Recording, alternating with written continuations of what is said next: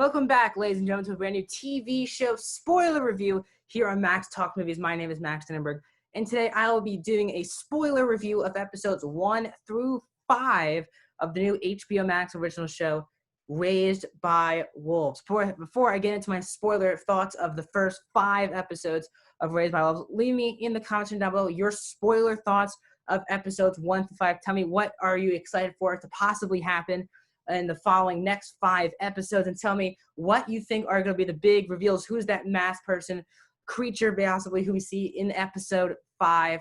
And just tell me your favorite parts, your worst parts. Do you actually like this show? Leave a comment down below in the comment section. Once again, before I start this video, as you saw in the title, guys, if you didn't, this is a spoiler review. So if you have not seen any of Raised by Wolves, turn away, watch those first 5 episodes, then come back here and watch this review. I would do a 3, 2, 1, and here we go. So I started the show late. That's why I'm doing episode 5. I think it was, yes, 2 weeks ago, they released the first 3 episodes. I did not start the show until last week. And then last night I finished up on the last 2 episodes. They released 3 2 weeks ago, and then this past Thursday they released the 4th and the 5th episode. So now I'm fully caught up on Raised by Wolves, and because there's 10 episodes, I'm going to do a spoiler review here of the first 5, then when the show's over, a complete season 1 spoiler review of Raised by Wolves. So I am really digging this show so far. I don't think it's one of the best shows of the year, but I think that it's a really interesting show that makes me think about each episode. It's very unexpected. I don't know where each episode is going into, and it feels like each episode is very distinct from the other, with characters that I really, really enjoy. And there's a lot of twists and turns that I've really liked so far. And I'm going to break down, now I'm not going to break down episode by episode. I'm just going to give you my overall thoughts on where we are at the point of the show. So first, let's talk about the robots, mother, father, and the children who they've been taking care of. Obviously, that first episode's a pretty brutal episode. They start out with 6 kids. They're down to 1, Campion, who is named after their creator, who we just met in episode 5, the real Campion. But this Campion, the kid, he seems like he's kind of the prophet that everyone continues to talk about, which I think should be a misdirection for Paul, which I'm going to get to in a little bit. But his character, basically, Campion was actually dead from birth, but for some reason when in that opening scene of episode 1, and then when Mother starts to work on it, cries, I think, on it or something, Campion comes to life. It turns out that he is the special baby who stays alive, has never gotten sick so far since being here. All those type of things. All the 5 other kids either fell to their deaths or gotten sick.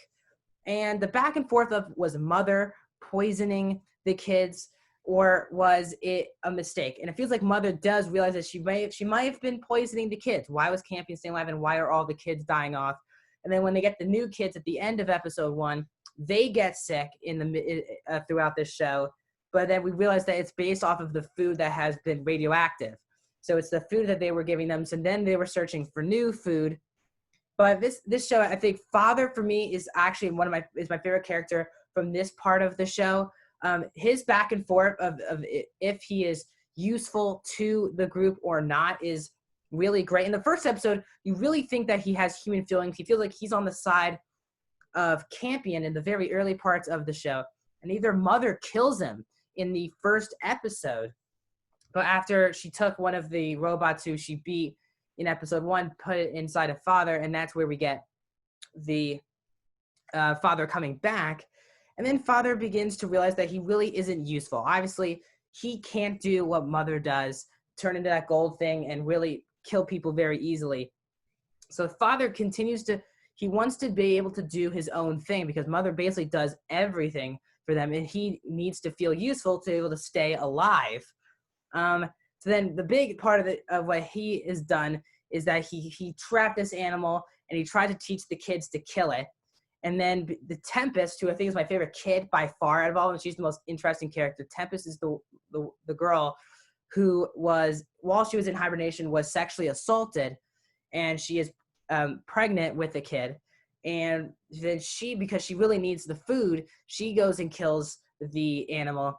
but she realizes that that animal was pregnant, and she basically killed both the animal and the embryo that had the animal's child.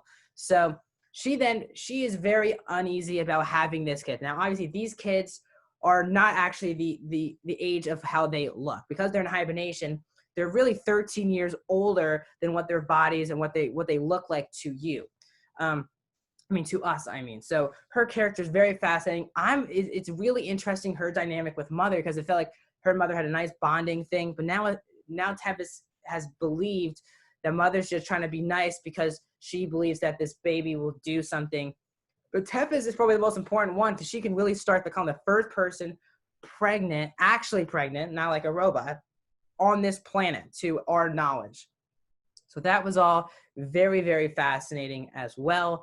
That character seems like Campion and Paul is Marcus's son, seems like they are now becoming best friends, which is interesting when you feel like the metaphorical stuff of the Raised by Wolves title doesn't seem like one of them is going to make it in the next couple of episodes. But their friendship is really key, because it seems Campion has always needed a friend, but now he gets one in Paul. And then you go over to the Mithraic side, and obviously you have the wife, you have Paul, not Paul and his parents. Paul's parents, Marcus, who is my favorite character of the entire show so far. He becomes the head of the reverence, as you want to say, in this in the fourth or fifth episode, I believe, and that was awesome to see. Marcus, we find out that that's not really Marcus. His real name is Caleb. I forgot the wife's name. I'm sorry, but the two of them were actually just people who trying to get on the ship to survive this Earth. And so they get a transformation from a medical robot. Then they kill the actual Marcus and the wife. And then they now turn over their place, and they find out they have a kid. And the reaction that the kid, when they go into hibernation, we found out that Marcus and his wife never really were talking to Paul at all. And since they become parents, they really adopted their new roles, and they actually really care for Paul like he is their own child. And then once Paul goes loose, that's where Marcus and his wife's motive is.